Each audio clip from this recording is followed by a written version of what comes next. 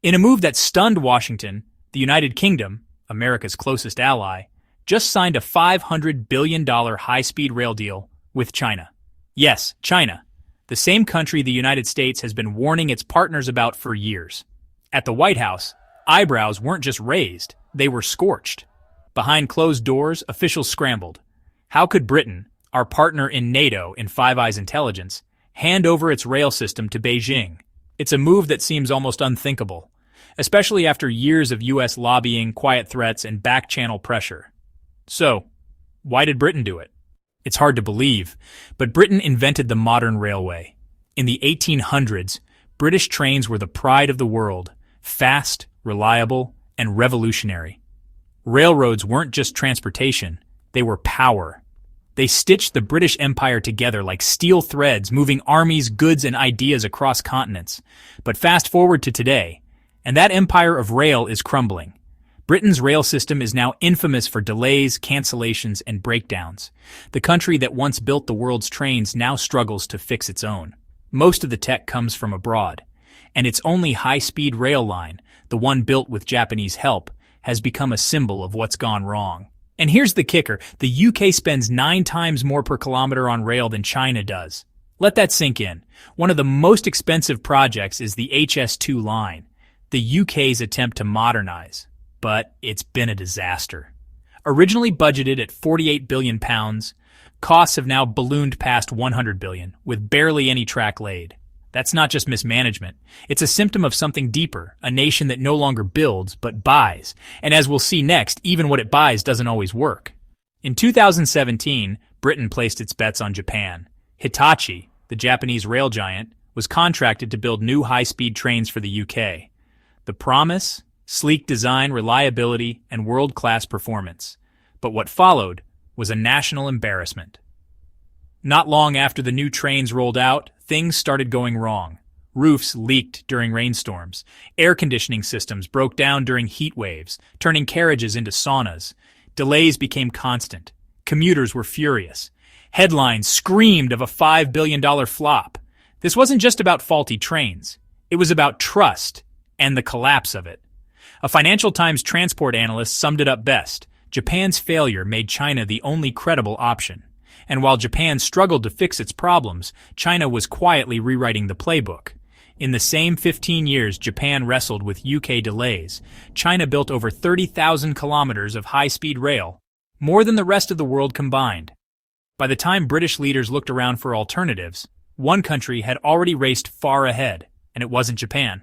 As rumors swirled that Britain might turn to China for its rail project, Washington moved fast and hard.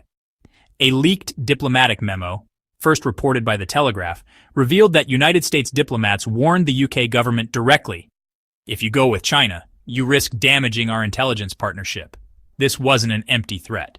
Britain is part of the Five Eyes alliance, a group of countries that share some of the most sensitive intelligence in the world. The United States feared a repeat of Huawei, when Chinese telecom tech was banned across Western countries over spying concerns. Conservative MPs echoed the alarm. One called it another Huawei moment. Security analysts warned of backdoors, surveillance, and foreign control. But something unexpected happened. Britain didn't back down. The UK's transport minister publicly stated, "We need the best tech, not geopolitics deciding our trains." It was a rare moment of defiance, especially for a nation so closely aligned with United States foreign policy. America saw this as a betrayal.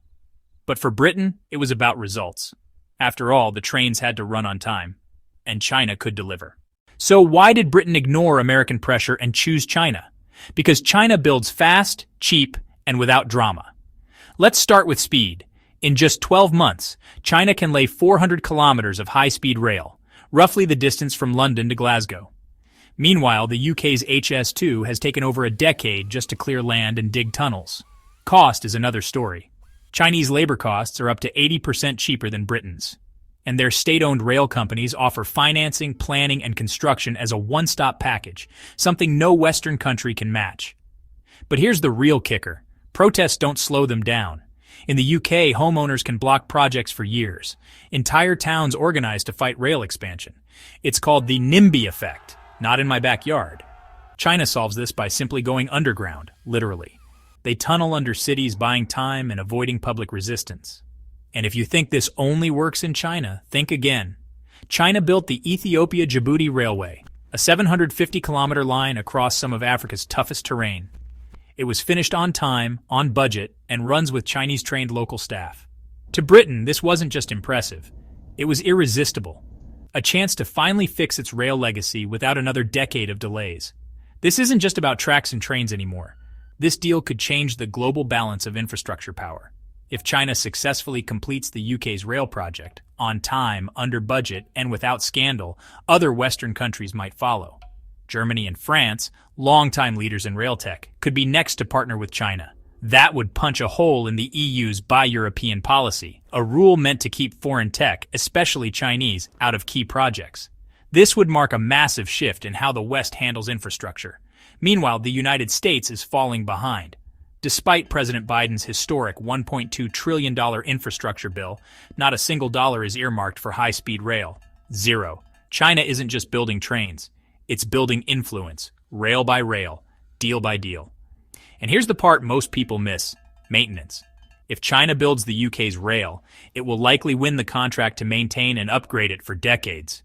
That means Chinese engineers, Chinese parts, and Chinese control, long after the last spike is driven. So while the UK gets faster trains, it may also be handing over long-term control of a critical part of its national infrastructure. The stakes? Nothing less than who sets the rules of the next transportation era. Zoom out, and a clearer picture emerges. China now builds 70% of the world's high-speed rail, according to the World Bank. That's not just dominance, it's monopoly-level influence. But this isn't just about getting from point A to B. It's about who writes the rules, the width of tracks, the safety standards, the maintenance protocols, the tech platforms. Whoever builds the infrastructure sets the standard. This is exactly what Britain did in the 19th century. When it exported railways to India, Africa, and Australia, it didn't just build transport, it spread its influence. British engineers trained locals, British loans shaped economies, and British standards governed entire rail systems for generations. Now China is doing the same, just faster, cheaper, and at a global scale. Take any Chinese rail project abroad, and you'll find more than steel and concrete. You'll find Chinese financing, Chinese training programs, Chinese tech platforms, all quietly tying other nations to Beijing's long-term orbit. This UK deal isn't a one-off. It's part of a global strategy, where infrastructure is no longer just domestic policy, it's foreign policy. And the UK, knowingly or not, just stepped into China's game. So now the West faces a dilemma. Should countries like the UK choose cost-efficient progress, even if it means partnering with China? Or should they stay loyal to geopolitical alliances, even if it means slower, more expensive results? The UK made its choice. Despite United States warnings, European backlash, and political risks at home, Britain picked the best trains, not the safest alliance. And that choice sends a powerful signal to the rest of the West. This isn't just a one-time deal. It's a test case.